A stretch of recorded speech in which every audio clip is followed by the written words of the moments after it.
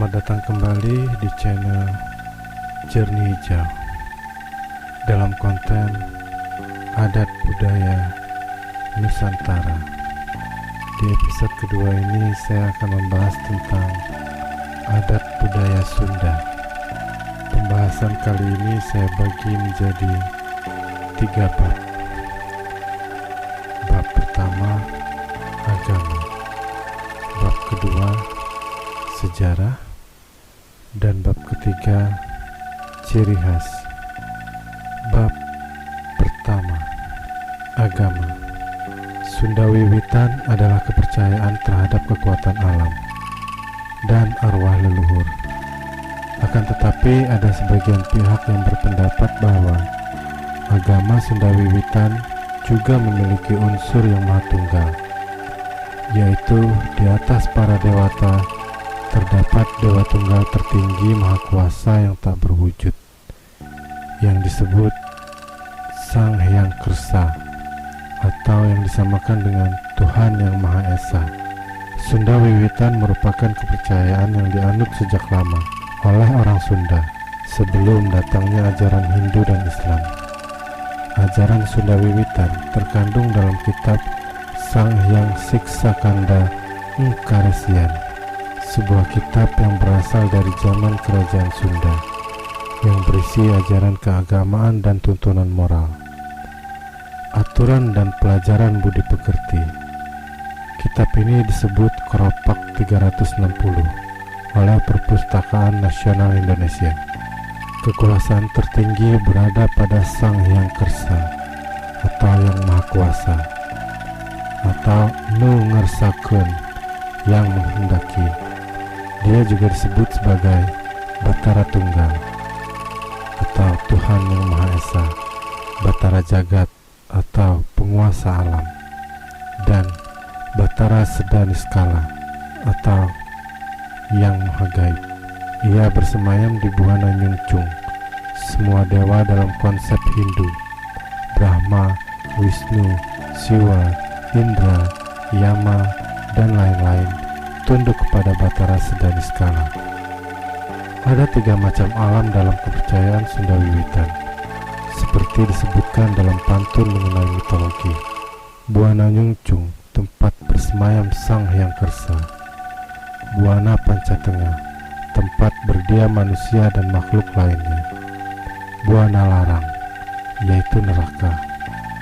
Antara Buana Nyungcung dan Buana Panca terdapat 18 lapis alam yang tersusun dari atas ke bawah. Lapisan teratas bernama Bumi Suci Alam Padang, atau menurut Keropak nomor 130 bernama Alam Kahyangan atau Mandala Hyang. Lapisan alam kedua tertinggi itu merupakan alam tempat tinggal Nyi Pohaci, Sang Hyang Arsi. Sang Hyang Kersa menurunkan 7 batara di Sasaka Pusaka Buana.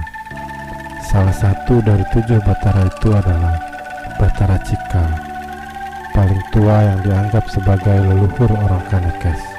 Keturunan lainnya merupakan batara-batara yang memerintah di berbagai wilayah di tanah Sunda. Pengertian nurunkan atau menurunkan, batara ini bukan melahirkan, tetapi mengadakan atau menciptakan. Faham atau ajaran dari suatu agama senantiasa mengandung unsur-unsur yang tersurat dan yang tersirat. Unsur yang tersurat adalah apa yang secara jelas dinyatakan sebagai pola hidup yang harus dijalani, sedangkan yang tersirat adalah pemahaman yang komprehensif atas ajaran tersebut. Ajaran Sunda Wiwitan pada dasarnya berangkat dari 2 prinsip, yaitu cara ciri manusia dan cara ciri bangsa. Cara ciri manusia adalah unsur-unsur dasar yang ada di dalam kehidupan manusia. Ada 5 unsur yang termasuk di dalamnya: welas asih atau cinta kasih, unda usuk atau tatanan dalam kekeluargaan, tata krama atau tatanan perilaku, budi bahasa dan budaya, dan yang terakhir adalah Wiwaha Yuda Narada yaitu sifat dasar manusia yang selalu memerangi segala sesuatu sebelum melakukannya. Prinsip yang kedua adalah cara ciri bangsa. Secara universal, semua manusia memang mempunyai kesamaan dalam hal cara ciri manusia. Namun, ada hal-hal tertentu yang membedakan antara manusia satu dengan yang lainnya. Dalam ajaran Sunda Wiwitan, perbedaan-perbedaan antar manusia tersebut didasarkan pada cara ciri bangsa yang terdiri dari rupa, adat, bahasa, aksara, dan budaya. Kedua prinsip ini tidak secara pasti tersurat dalam kitab Sunda Wiwitan yang bermakna siksa kanda engkarisian. Namun secara mendasar, manusia sebenarnya justru menjalani hidupnya dari apa yang tersirat. Apa yang tersurat akan selalu dapat dibaca dan dihafalkan. Hal tersebut tidak memberi jaminan bahwa manusia akan menjalani hidupnya dari apa yang tersurat.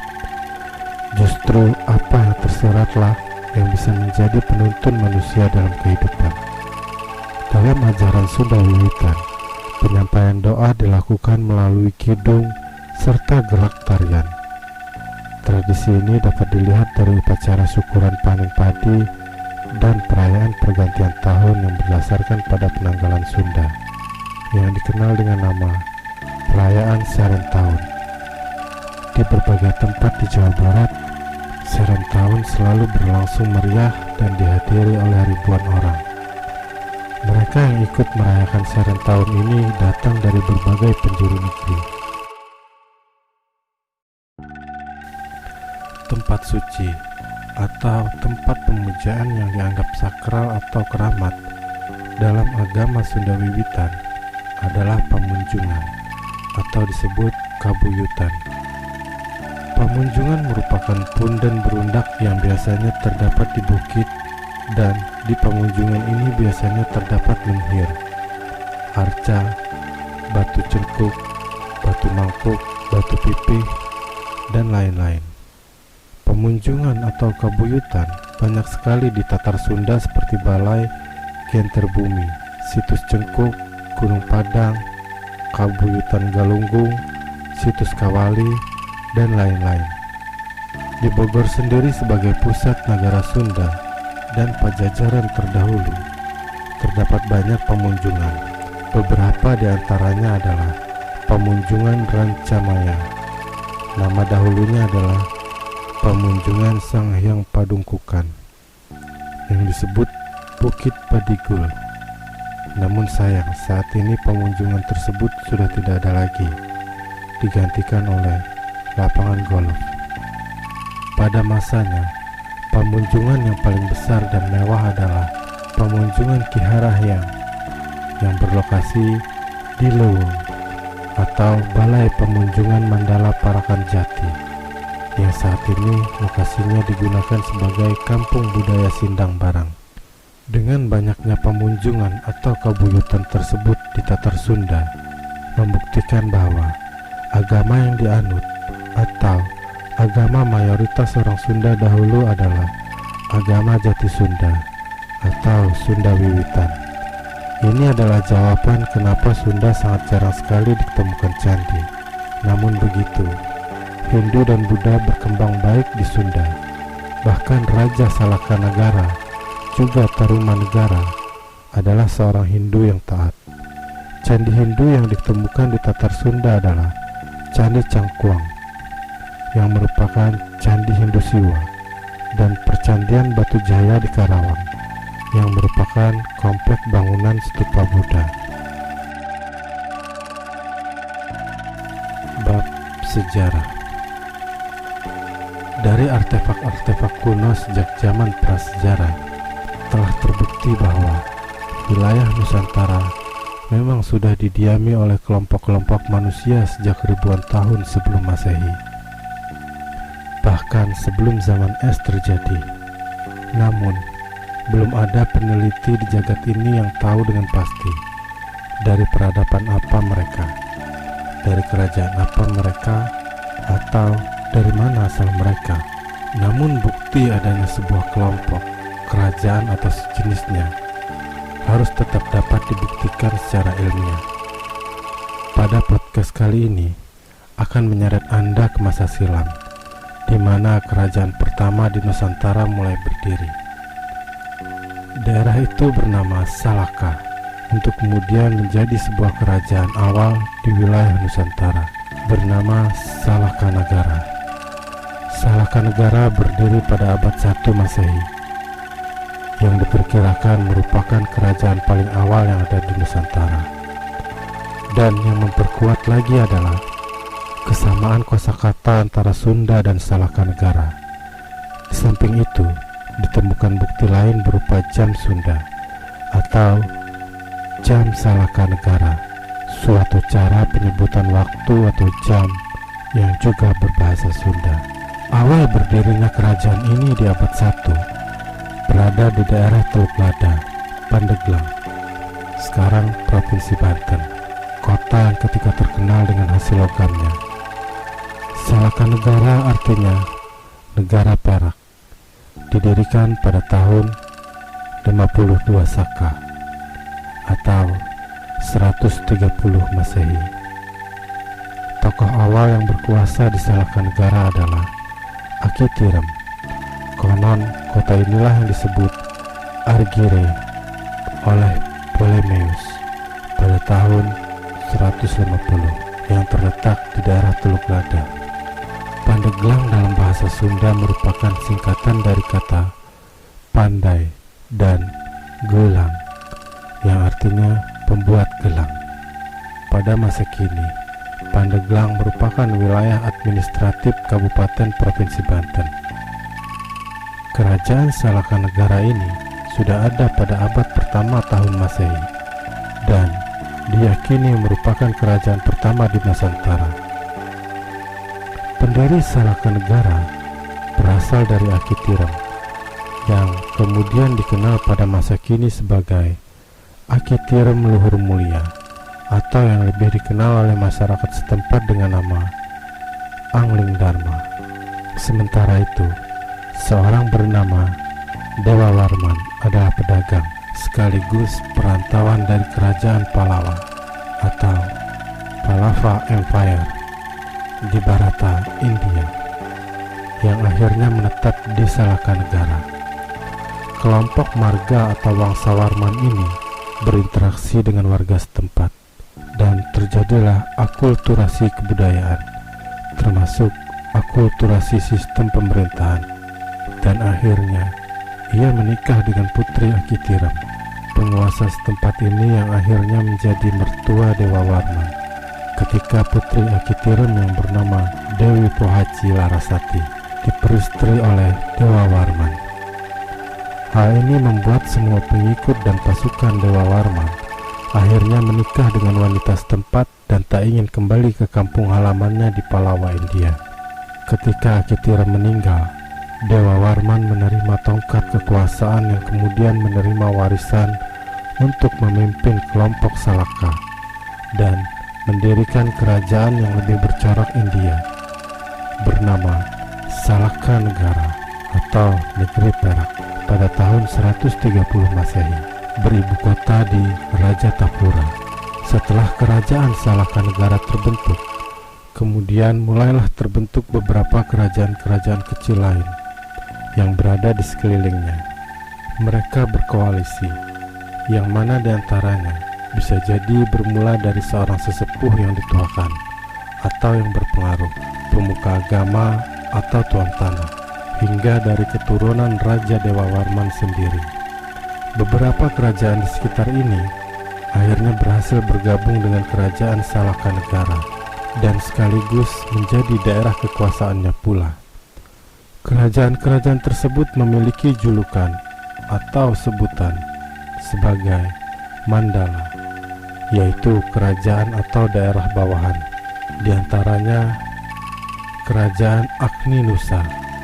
Kerajaan Mandala Agni Nusa atau Nusa Api merupakan kerajaan kuno yang terletak di Pulau Krakatau, Selat Sunda, atau tepat di kaki Gunung Krakatau. Tidak jelas mengenai asal-usul kerajaan di Pulau Krakatau yang berada di Selat Sunda ini. Peninggalan kerajaan ini pastinya sudah musnah karena letusan besar Krakatau pada tahun 1882 yang akhirnya membuat pulau itu terpecah-pecah dan menjadi Kepulauan Krakatau. Yang kedua, Kerajaan Agrabinta. Kerajaan Mandala Agrabinta adalah sebuah kerajaan bercorak Hindu di Pulau Panaitan yang berada di Selat Sunda. Nama ibu kotanya adalah Agrabintapura.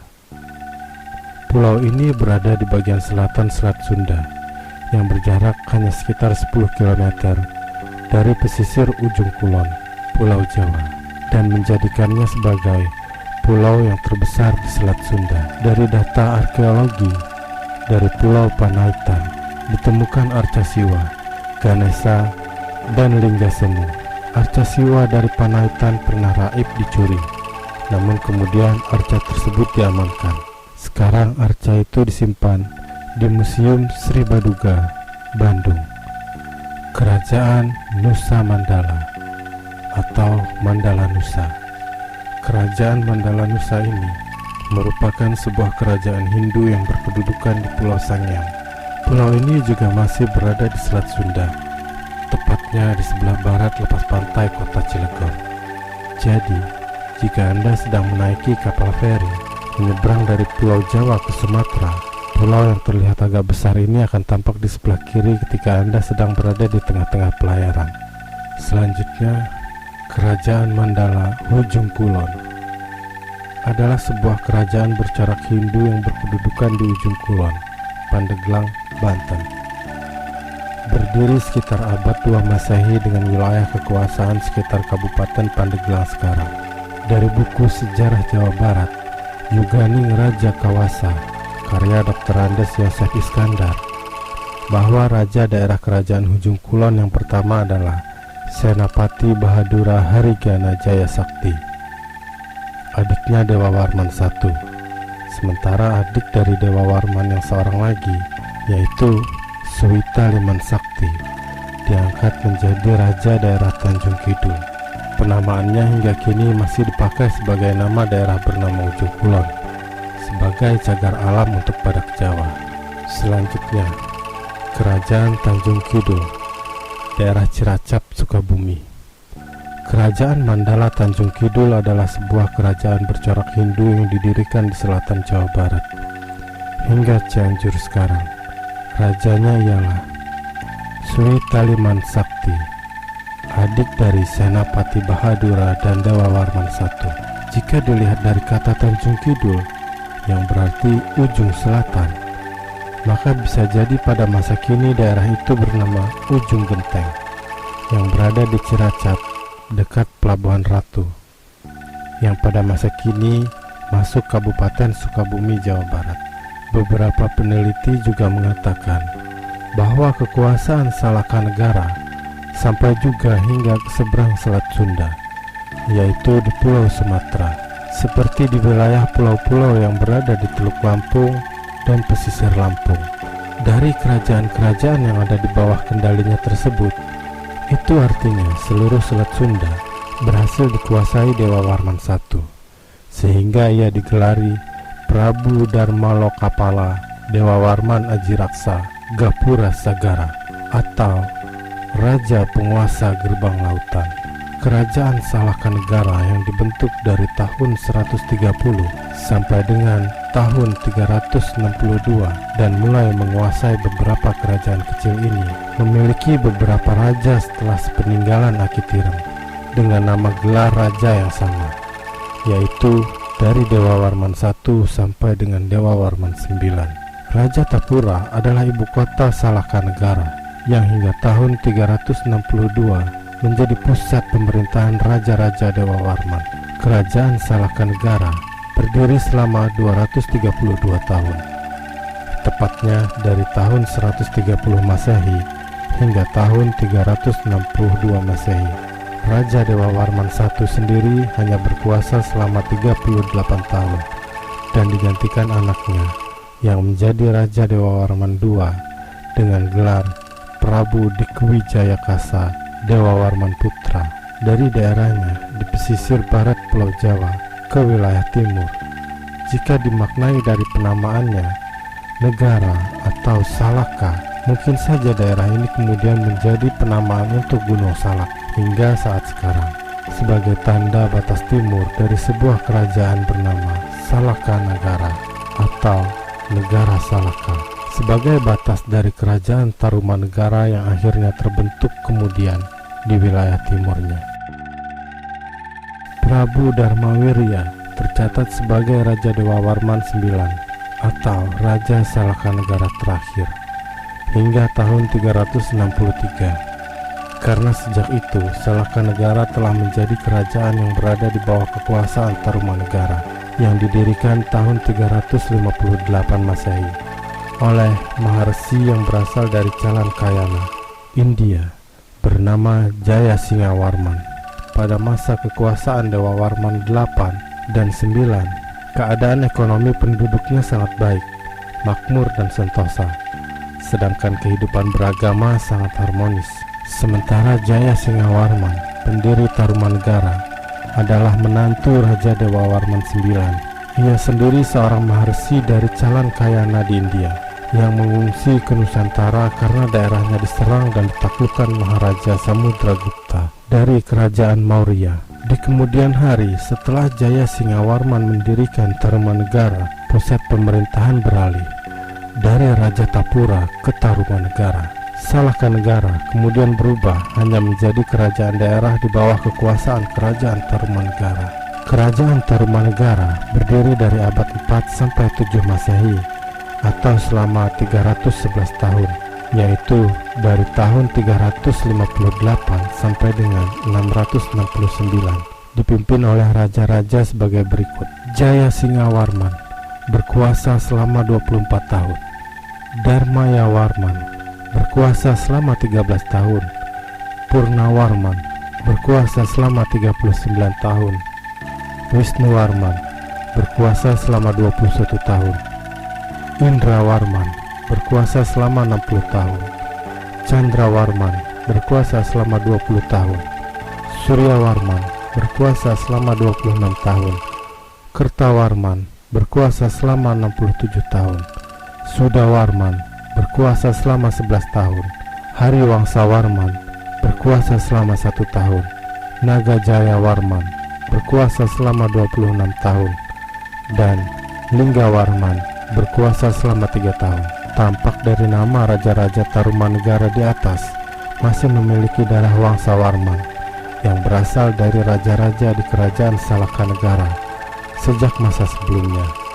Dalam catatan sejarah dan peninggalan artefak di sekitar lokasi kerajaan, kerajaan Taruma adalah kerajaan Hindu aliran Wisnu. Kerajaan Salaka Negara menjadi kerajaan daerah yang berada di bawah kekuasaan Tarumanegara. Pada masa kejayaan Tarumanegara yang berdiri selama 311 tahun, pada kekuasaan di tahun ke-138 atau pada tahun 536 Masehi, berdirilah Kerajaan Kendan yang hanya bertahan selama 76 tahun. Kerajaan Kendan didirikan oleh Resi Guru Manikmaya sebagai raja pertama yang datang dari Jawa Timur. Resi Guru Manikmaya menjadi raja karena ia menikah dengan Tirta Kancana, putri Maharaja Surya Warman, penguasa ketujuh Tarumanegara tahun 535 sampai dengan 561 Masehi. Oleh karena itu, ia dihadiahi daerah Kendan, suatu wilayah perbukitan nagrek di Kabupaten Bandung, lengkap dengan rakyat dan tentaranya. Resi Guru Manikmaya dinobatkan menjadi seorang raja resi di daerah Kendan. Sang Maharaja Surya Warman menganugerahkan perlengkapan kerajaan berupa mahkota raja dan mahkota permaisuri. Semua raja daerah Tarumanegara oleh Sang Maharaja Surya Warman diberitahu dengan surat. Isi surat dari Maharaja Surya Warman adalah keberadaan Raja Resi Manikmaya di Kendan harus diterima dengan baik, sebab ia menantu Sang Maharaja dan mesti dijadikan sahabat. Terlebih Sang Resi Guru Kendan itu seorang Brahmana ulung yang telah banyak berjasa terhadap agama. Siapapun yang berani menolak Raja Resi Kendan akan dijatuhi hukuman mati dan kerajaannya akan dihapuskan. Demikian isi surat Maharaja Suryawarman. Dari perkawinannya dengan Tirta Kancana, Sang Resi Guru Manikmaya Raja Kendan memerintah di kerajaan Kendan selama 32 tahun. Ia memperoleh keturunan beberapa orang putra dan putri. Salah seorang di antaranya bernama Raja Putra Suraliman. Dalam usia 20 tahun, Sang Suraliman dikenal tampan dan mahir ilmu perang. Setelah Resi Guru Manikmaya wafat, Sang Baladika Suraliman menjadi raja, menggantikan ayahnya menjadi raja bergelar Senapati Kendan. Kemudian diangkat pula menjadi Panglima Bala Tentara Tarumanegara. Sang Suraliman terkenal selalu unggul dalam perang dan menikahi putri Bakulapura dari kerajaan Kutai, Kalimantan, dari keturunan Kudungga yang bernama Dewi Mutiasari. Kemudian mempunyai seorang putra dan seorang putri. Anak sulungnya yang laki-laki diberi nama Sang Kadiawan, adiknya diberi nama Sang Kadiawati. Sang Kadiawan disebut juga Raja Resi Dewa Raja atau Sang Layuwatang. Sedang Sang Kandiawati bersuamikan seorang saudagar dari Pulau Sumatera dan tinggal bersama suaminya. Sang Suraliman menjadi Raja Kendan selama 29 tahun, tahun 568 Masehi sampai dengan 597 Masehi.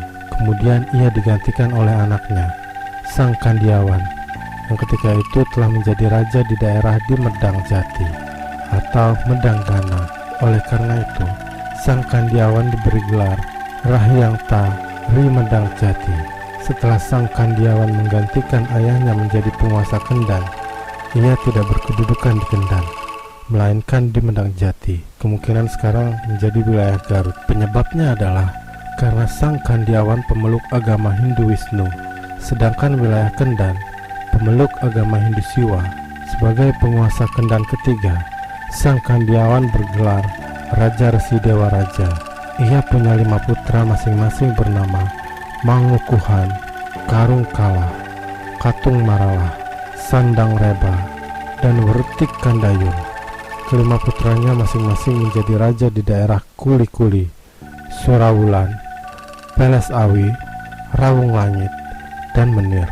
Lokasi kerajaan bawahan Kendan tersebut berada di sekitar Kabupaten Bandung dan Kabupaten Garut. Sang Kandiawan menjadi Raja Kendan hanya 15 tahun.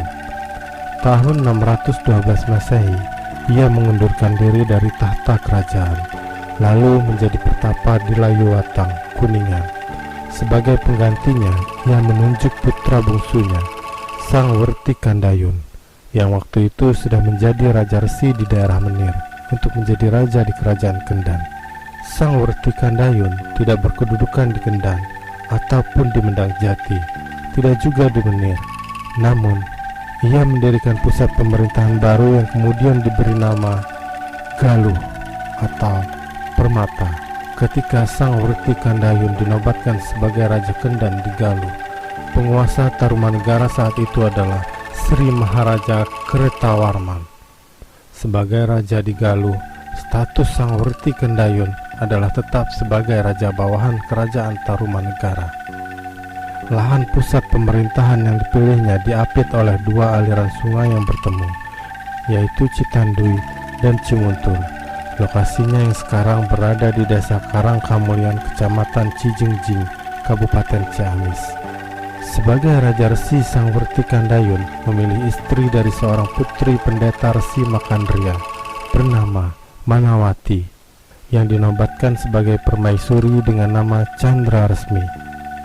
Dari perkawinannya ini, Sang Wertik Kandayun memperoleh 3 orang putra, yaitu Sempakwaja, lahir tahun 620 Masehi, Jantaka, lahir tahun 622 Masehi, dan Amara, lahir tahun 624 Masehi. Berturut-turut Sang Wertik Kandayun menjadi Raja Galuh di bawah kekuasaan Sudawarman. Kemudian Dewa Murti 639 Masehi sampai dengan 640 Masehi, dan Naga Jaya Warman 640 Masehi sampai dengan 666 Masehi, dan Lingga Warman 666 sampai dengan 669 Masehi, yang semuanya masih dalam kekuasaan kerajaan Tarumanegara. Pada waktu kedepannya, kerajaan Tarumanegara yang menguasai beberapa kerajaan-kerajaan kecil di bawahnya, termasuk kerajaan Galuh, akhirnya kalah pamor, kalah manajemen, dan kalah terkenal. Lalu berganti nama menjadi Kerajaan Sunda, untuk kemudian pecah menjadi dua kerajaan besar yang berdiri sendiri secara independen. Salah satunya Kerajaan Galuh ini semakin besar wilayahnya, dan Kerajaan Sunda di Pulau Jawa semakin kecil. Kerajaan ini adalah penerus dari peleburan dengan Kerajaan Kendang, bawahan Tarumanegara. Kerajaan Galuh akhirnya dapat berdiri selama 813 tahun, hingga mempunyai 31 orang raja, dimulai oleh Raja pertama, Wurti Gandayun, dan Raja terakhir, Raja ke-31, yaitu Maharaja Cipta Sanghyang di Galuh. Sejarah mengenai Kerajaan Galuh ada pada naskah kuno Carita Parahyangan, suatu naskah berbahasa Sunda yang ditulis pada awal abad ke-16. Kemudian ketika Linggawarman digantikan oleh Sang Tarus Bawa, umur Sang Wurti Gandayun sudah mencapai 78 tahun. Ia mengetahui persis tentang Kerajaan Tarumanegara yang sudah pudar pamornya. Apalagi Sang Tarus Bawa yang lahir di Sunda Sembawa mengganti nama Kerajaan Tarumanegara menjadi Kerajaan Sunda. Ini merupakan peluang bagi Sang Wurti Gandayun untuk membebaskan diri atau mahardika dari kekuasaan Sang Tarus Bawa. Di tahun 669 Masehi, Sang Tarus Bawa menggantikan kedudukan mertuanya, yaitu Linggawarman, Raja Tarumanegara yang terakhir. Peristiwa ini dijadikan alasan oleh Wurti Gandayun, pendiri Kerajaan Galuh yang masih keluarga Kerajaan Tarumanegara, untuk memisahkan diri dari kekuasaan Tarus Bawa. Dengan dukungan Kerajaan Kalingga di Jawa Tengah, Wurti Gandayun menuntut kepada Tarus Bawa supaya wilayah Tarumanegara dipecah menjadi dua kerajaan besar yang berdiri sendiri. Dukungan ini dapat terjadi karena putra mahkota Kerajaan Galuh bernama Mandi Minyak yang berjodoh dengan Parwati, putri Maharani Sima dari Kerajaan Kalingga. Dalam posisi lemah dan ingin menghindari perang saudara, Tarus Bawa menerima tuntutan Kerajaan Galuh. Di tahun 670, wilayah Tarumanegara dipecah menjadi dua kerajaan, yaitu Kerajaan Sunda di sebelah barat dan Kerajaan Galuh di sebelah timur, dengan Sungai Citarum sebagai batas keduanya. Kerajaan Sunda Galuh adalah suatu kerajaan yang merupakan penyatuan dua kerajaan besar di tanah Sunda yang saling terkait erat, yaitu Kerajaan Sunda dan Kerajaan Galuh. Kedua kerajaan tersebut merupakan pecahan dari Kerajaan Tarumanegara yang telah dibahas sebelumnya, yang akhirnya bersatu kembali. Sebelum Kerajaan Galuh bersatu dengan Kerajaan Sunda, memiliki 13 raja berturut-turut. Sebagai raja pertama adalah Wurti Gandayun, sampai raja ke-13 adalah Prabu Gajah Kulon Rakyaan Wuwus. Sementara itu, sebelum bersatu dengan Kerajaan Galuh, Kerajaan Sunda memiliki 20 orang raja sebelumnya. Sebagai raja pertama adalah Maharaja Tarus Bawa, sampai raja ke-20 adalah Prabu Datya Maharaja Srijaya Bupati. Srijaya Bupati dari Kerajaan Sunda mulai memerintah Kerajaan Sunda Galuh untuk pertama kalinya. Kedua kerajaan mulai memiliki hanya satu raja saja, kemudian diikuti oleh raja-raja berikutnya. Seluruh raja dari Kerajaan Sunda Galuh berjumlah 14 orang. Sebagai raja pertama adalah Dharma Raja, sampai raja ke-14 adalah Prabu Susuk Tunggal. Kemudian untuk kedepannya, berdirilah zaman Kerajaan Pakuan Pajajaran yang diawali oleh pemerintahan Sri Baduga Maharaja hingga Ratu Jaya Dewata yang memerintah selama 39 tahun. Pada masa inilah Pakuan Pajajaran mencapai puncak perkembangannya. Namun biasanya kedua kerajaan yang menyatu ini pada masyarakat awam lebih sering disebut sebagai Kerajaan Pajajaran saja. Lokasi Pajajaran pada abad ke-15 dan abad ke-16 dapat dilihat pada peta Portugis yang menunjukkan lokasi ibu kotanya di wilayah Bogor, Jawa Barat. Berikut adalah raja-raja yang memerintah di Pakuan Pajajaran. 1. Sri Baduga Maharaja dari tahun 1482 sampai dengan 1521, bertahta di Pakuan, Bogor yang sekarang. 2. Surawisesa dari tahun 1521 hingga tahun 1535, bertahta di Pakuan. Ratu Dewata 1535 sampai dengan 1543, bertahta di Pakuan. 4. Ratu Sakti 1543 sampai dengan 1551, bertahta di Pakuan. 5. Ratu Nilakendra 1551 sampai dengan 1567, meninggalkan Pakuan karena serangan Hasanuddin dan Maulana Yusuf. Raga Mulia 1567 sampai dengan 1579, dikenal sebagai Prabu Surya Kencana, memerintah dari Pandeglang. Kerajaan Pakuan Pajajaran resmi runtuh ketika Islam masuk ke Nusantara. Wilayahnya menjadi Kesultanan Banten dan Kesultanan Cirebon. Bab 3. Ciri khas. Pakaian adat Sunda tak hanya dibedakan berdasarkan kasta penggunaannya saja, tapi ada juga pakaian yang dibedakan berdasarkan acaranya, seperti pakaian pengantin atau untuk menghadiri acara resmi. Agar Anda tidak bingung membedakan pakaian adat Sunda, berikut adalah penjelasan mengenai setiap jenis pakaian adat suku Sunda. 1.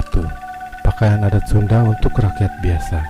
Pakaian adat yang dipakai oleh suku Sunda kalangan rakyat biasa tergolong sederhana dan tidak banyak menggunakan aksesoris yang meriah. Di zaman dahulu, pakaian adat untuk rakyat biasa ini banyak digunakan oleh para petani atau pekerja di kalangan menengah ke bawah. Pakaian adat untuk laki-laki.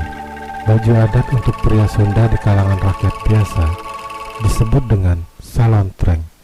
Pakaian ini nampak seperti baju kain berwarna gelap dengan sarung sederhana yang biasa dililitkan menyilang di bahu, sementara untuk bawahannya dinamakan celana pangsi atau komprang, yang merupakan celana kain besar yang tidak ketat di kaki. Ketika mengenakan pakaian adat ini, para pria biasa menambahkan beberapa aksesoris lainnya, seperti logan atau ikat kepala, dan alas kaki yang dipakai terbuat dari kayu, namanya tarumpah. Pakaian adat untuk perempuan. Wanita Sunda dari kalangan rakyat biasa menggunakan kain batik panjang yang biasa disebut sebagai sarung kebat. Nama lain dari bawahan untuk pakaian adat ini adalah sinjang bundel, yang merupakan rok yang dipakai sampai betis. Untuk atasannya, para wanita mengenakan kebaya yang dilengkapi selendang batik. Tak ada aksesoris mencolok yang dipadukan dengan pakaian adat Sunda khusus wanita ini. Namun untuk alas kaki biasanya menggunakan sandal jepit yang disebut keteplek. Pakaian adat Sunda untuk kalangan menengah. Selanjutnya, ada pakaian adat Sunda untuk kalangan menengah ke atas. Jika dibandingkan dengan pakaian adat untuk kalangan rakyat biasa, tentu saja terdapat perbedaan yang cukup mencolok. Pakaian adat untuk kalangan menengah terlihat lebih modis, rapi, dan elegan, walaupun tidak terlalu semarak. Penggunaan pakaian adat untuk strata sosial menengah ini biasanya berasal dari pedagang, pengusaha, atau orang-orang yang menempuh pendidikan cukup tinggi pada zaman dahulu. Pakaian adat untuk laki-laki. Baju adat untuk pria dari kalangan menengah berupa jas berwarna putih yang dikenakan dengan nama bedahan. Sementara untuk bawahannya ada kain kebat yang disarungkan, lengkap dengan tambahan aksesoris kepala berupa bengker. Untuk mempertegas kesan penampilan masyarakat dari kalangan menengah ke atas, para pria juga dianjurkan untuk memakai aksesoris berupa arloji dengan rantai keemasan yang nantinya digantungkan di saku. Pakaian adat untuk perempuan. Para istri dari pria yang berprofesi pedagang atau pengusaha juga wajib memakai pakaian adat Sunda. Untuk kalangan menengah ini, yang membedakan antara pakaian adat wanita dari rakyat biasa dan kalangan menengah adalah pilihan warna kebayanya. Perempuan dari kalangan menengah biasanya memakai kebaya dengan warna apapun, termasuk warna yang terang, sementara bawahannya juga memakai kain kebat sebagai rok panjang. Rambutnya ditata dengan model sanggul. Tak lupa ada aksesoris tambahan berupa ikat pinggang dan selendang dengan warna senada. Alas kaki yang dipakai umumnya adalah selop. Para wanita di kalangan menengah memakai perhiasan tambahan seperti anting, kalung, gelang maupun cincin. Selanjutnya, pakaian adat Sunda untuk kalangan bangsawan. Bangsawan dianggap sebagai strata sosial paling atas di suku Sunda. Jadi sudah bisa dipastikan bahwa pakaian adatnya pun terlihat lebih mewah dan elegan dibanding pakaian adat untuk rakyat biasa maupun menengah. Sampai dengan saat ini, pakaian adat Sunda untuk kaum bangsawan masih banyak dipakai, meskipun penggunaannya sendiri mungkin bukan berasal dari kalangan bangsawan. Pakaian adat untuk laki-laki, atasan yang dipakai sebagai pakaian adat Sunda kalangan bangsawan berupa jas yang terbuat dari bahan belut-bulu hitam dengan sulaman benang emas di bagian ujung lengan. Untuk mengimbangi atasannya, para pria juga memakai bawahan berupa celana panjang dengan motif, bahan, dan warna serupa dengan atasannya, ditambah dengan sabuk emas. Aksesoris tambahan untuk para pria bangsawan berupa penutup kepalanya yang dinamakan bendo. Mereka juga bisa menambahkan arloji emas berantai yang digantung pada bagian saku. Pakaian adat untuk wanita, sama seperti pria, pakaian adat Sunda khususnya bangsawan yang dipakai oleh wanita juga berasal dari bahan belut-bulu hitam. Hanya saja bentuknya dibuat seperti kebaya. Ada juga tambahan muta atau manik-manik pada kebaya ini. Kain kebat juga masih dipakai sebagai bawahan pakaian adat ini. Alas kaki yang dipakai oleh wanita bangsawan berupa selop yang bahannya juga dari belut-bulu hitam. Tambahan aksesoris lainnya bisa berupa sanggul rambut lengkap dengan tusuk kondenya, giwang, maupun bros. Perhiasan yang dipakai ini bisa berasal dari emas maupun berlian. Selanjutnya, pakaian adat untuk pengantin. Dari sekian banyak pakaian adat suku Sunda, jenis pakaian inilah yang masih sering dipakai sampai dengan saat ini. Apalagi jika bukan pakaian pengantin. Akan tetapi, pakaian adat untuk pengantin Sunda ini sudah melewati berbagai tahapan modifikasi agar terlihat modern mengikuti perkembangan zaman. Baju adat pengantin untuk wanita Sunda terinspirasi dari busana yang dipakai oleh putra-putri kerajaan Sunda di masa lampau. Baju pengantinnya berupa kebaya brokat dengan warna krem atau kuning atau putih. Untuk bawahannya menggunakan batik kebat lereng Eneng Prada. Aksesoris tambahan untuk menunjang baju pengantin untuk wanita Sunda ini adalah mahkota perhiasan bernama siger. Siger memiliki makna kehormatan dan sifat bijaksana. Perhiasan lain bisa berupa gelang, cincin, dan dua kalung pendek dan panjang yang biasanya dipakai bersamaan. Sementara untuk pria, menggunakan baju adat pengantin yang bernama jas buka perang wedana dengan warna senada dengan kebaya pengantin wanita. Bawahan yang digunakan merupakan kain batik yang motif dan warnanya terlihat serasi dengan warna baju atasannya. Satu yang tidak boleh dilewatkan oleh pengantin pria yang sudah mengenakan pakaian adat suku Sunda adalah bendo, penutup kepala yang berhiaskan batu permata. Untuk senjata tradisional Sunda adalah kujang. Kujang adalah senjata tradisional orang Sunda di Jawa Barat. Sama seperti senjata tradisional lain, kujang terbuat dari besi baja dan bahan pamor. Bentuknya agak pendek dan melengkung. Panjangnya sekitar 20-25 cm. Ada yang berpendapat kujang mulai dibuat pada abad ke-8 atau ke-9. Pendapat lain mengatakan kujang mulai dibuat pada abad ke-14, yaitu pada masa kerajaan Pajajaran dipimpin oleh Prabu Siliwangi. Awalnya kujang hanya alat untuk bertani, tetapi kemudian fungsi kujang berkembang. Selain untuk bertani, ada kujang pusaka. Kujang ini merupakan lambang keagungan. Lalu ada kujang pakarang untuk berperang, dan kujang pangarak untuk perlengkapan upacara. Sementara kujang untuk bertani disebut kujang pamangkas. Selain dari fungsinya, jenis kujang dibedakan dari bentuknya. Ada kujang ciung, kujang kuntul, kujang jago, kujang bangkong, kujang badak, dan kujang naga. Menurut peneliti, kata kujang berasal dari kata kudi dan hyang. Kudi berarti senjata sakti, sedangkan hyang berarti yang kuasa atau dewa. Kujang disebut senjata sakti karena dipercaya bisa menghalau musuh, menyembuhkan penyakit, dan menolak bahaya. Ketika kerajaan Pajajaran runtuh pada abad ke-16, tak ada lagi orang yang membuat kujang. Kujang jadi terlupakan. Kujang baru dibuat lagi sekitar tahun 1970-an. Sejak itu kujang jadi dikenal lagi. Namun sekarang kujang lebih banyak dijadikan hiasan atau koleksi. Pada tahun 1982, pemerintah Kota Bogor membangun monumen berupa tugu dengan sebuah tiruan kujang raksasa berada di puncaknya. Tugu kujang kini menjadi salah satu ikon Kota Bogor. Dan selanjutnya, alat musik khas suku Sunda adalah angklung. Angklung ini merupakan ikon budaya tradisional kebanggaan Jawa Barat. Alat musik yang dimainkan dengan cara digoyang ini sudah dikenal masyarakat internasional.